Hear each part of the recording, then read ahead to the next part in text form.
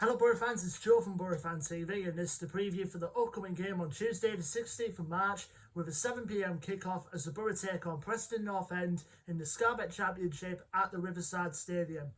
Well, Boro fans, it's fair to say, after the controversy that happened at Swansea, it was crucial that we got 3 points in the next game against Stoke, and 3 points we did get. Even though in the 3-0 victory against Stoke at the Riverside on Saturday, it was the first 20 minutes or so in that game, we didn't look a threat going forward, even though Stoke had the chance for Jacob Brown hitting the post, which, to be honest, Bettinelli could have been beaten in that sort of angle, but it would have been a fluke goal. But thankfully, it hit the post and went out of play. After 20 minutes, Boro did take the lead with a corner from Matt Bowler, which swung in. Chiba Akpom with the flick headed on, and Grant Hall was able to tap in from close range to make it 1-0. And then after that, it was 2-0. A classic counter-attack with Yannick Bolasie playing like an accidental ball through, but it fell to the right person in Paddy McNair, who went through on goal and slided it past the Stoke keeper Angus Gunn to make it 2-0 going into half-time. In the second half, pretty much controlled possession throughout the course of the game. Stoke did have their chances to at least claw a goal back or maybe get another, but if not for Marcus Bettinelli, in my opinion, it was one of Bettinelli's better Boro games, in my opinion. He pulled off a couple of good saves, more notably from when the corner came in and Stephen Fletcher had that shot on goal. It was a brilliant save to keep that out from Betts. And then 2 minutes to go to the end, we wrapped the game up with a brilliant, another classic counter-attack.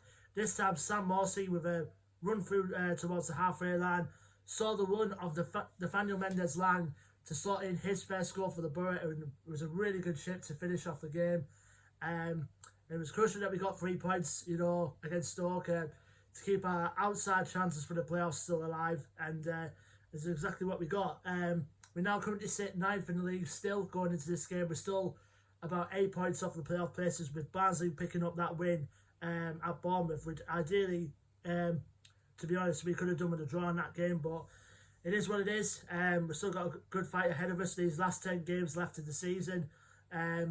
Now going into this game, obviously, we saw the likes of Duncan Watmore, George Saville were both unused substitutes, so to be honest, I think I won't be surprised if either one of them will probably get drawn back in for the game coming up on Tuesday night.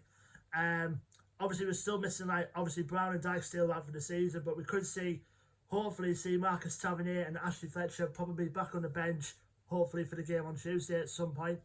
But apart from that, I think everything else seems good to go. Obviously, Cabano and Bolasie both had a terrific game on Saturday, but to be honest, I think I won't be surprised if one of them will make way from Duncan Watmore possibly for the game coming up on Tuesday against Preston. But apart from that, everything was all good. I mean, it's one of those, it's you have a good solid base and you want to build on it, and hopefully we'll build up to the top 6 from there. Now we're going to our opponents, Preston North End, who obviously have one of the longest serving managers in this division, and Alex Neil, who obviously most Boro fans will know very well from that Wembley final that we got beat by Norwich. And he's done a good job so far, Preston, even though this season has been a bit of an up and down for them in terms of consistency. They currently sit 15th place in the Championship as it stands going into the game on Tuesday. The record going into this game is played 36, won 12, drawn 5 and lost 18. Last game out for them, they lost 1-0 away from home at Wycombe Wanderers. For Preston, I think it's most a matter of a consistency, the building, because I've spoken to a couple of Preston fans that I know about, and they said it was just the run of inconsistency has been their downfall this season. I think, looking at their position now, they'll be nervously looking over their shoulders if they don't get dragged into that relegation battle. But in my opinion, with a club like Preston, who they are and the players they've got, I think they'll be too good to go down. I think they'll probably just settle for that mid-table finish, which will probably be their main target for this season was anyways. In terms of the players they've got a couple of players that are worth a mention. Obviously, my key player to watch out for is going to be Daniel Johnson. He was linked with a move to Scotland in the last window with Rangers, but they managed to tie him down to a new contract, which is good for them. And he's an incredible player at this level as well. So is going to be one of the key men to watch out for. Another one as well, that they brought in January as well, has been Ched Evans. Obviously, you know, putting his own personal problems that he had in the past beside him, he's still a very good worthy player. You know, he's been getting in the goals since coming over from Fleetwood for them, and it's been a shrewd signing for them, I must admit. And if he does play, he'll probably be one to watch out for. They do have other good attacking options as well, do Preston, and the likes of Sean Maguire and Emil Rees-Jakobsen, Scott Sinclair, all of them. I mean, they've got good creative players in there as well, like Alan Brown, for example, who we know who's a nightmare every time we play against him. And they've also brought in Ben Whiteman as well from Doncaster Rovers, who is very creative player. I mean, I've heard lots of championship clubs were raving to get him in the last window, and Preston ended up being the lucky ones that getting him in the end. They brought in the likes of Sepp van der Berg as well, on loan from Liverpool in the back as well, to replace the departed Ben Davis, who's now at Liverpool.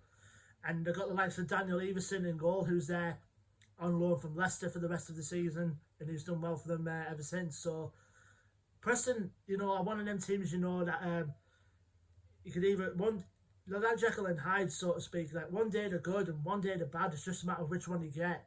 Anytime you play them.